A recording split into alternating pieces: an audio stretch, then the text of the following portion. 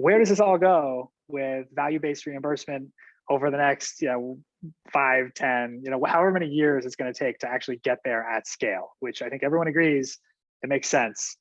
But there's always a lot of work to do, and we're not the fastest moving industry on the planet. So yeah, I mean, I think what's interesting is if we even like say in the fee for service world of payment parity for telehealth, like right now, CMS won't agree to full video visit parity until they see data, right? But if everyone goes back down to 20% doing it because they don't want to be, because they're like, oh, it's a hassle, I can't figure out how to do a hybrid model, then the data is going to reflect, why do we really need the telemedicine? Because you were at 80%, now you dropped to 20%, so do we really need it, right? So it's like, come on, everybody, keep doing it so we can then give the data, because CMS won't make decisions without the data.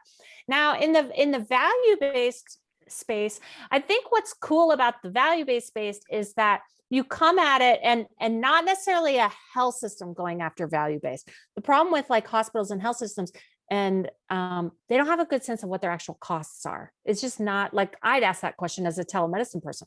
Well, how much did this clinic room cost you, so that I can show you how my costs have avoided something? And they're like, yeah, we don't know things like that. It's like, oh, that seems weird. That's not how other businesses work, but apparently that's how this one is. Sure. Whereas when you're looking at someone who did something from scratch in the who then sells into employers, they're looking at it much more like, I have a nurse who does this, I have a diabetic educator, I have a pharmacist, they all cost me X, right? And then I know I'm going to give all these other pieces of care. So they look at it like they're coming more from I've got this total cost.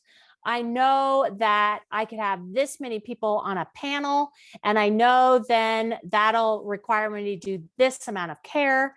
And so I know also I can charge X on a PMPM, right? It's just a totally different way of thinking. So if I were like a private practice and I were trying to figure out what pieces can be value-based, that's probably where I would be looking at. So I tend to look at it really backwards. I always want to know, well, how much money would it cost to do all these really complicated procedures? Or what percentage of people end up in that procedure? What percentage of people end up in kidney failure? So then how do we work backwards from there?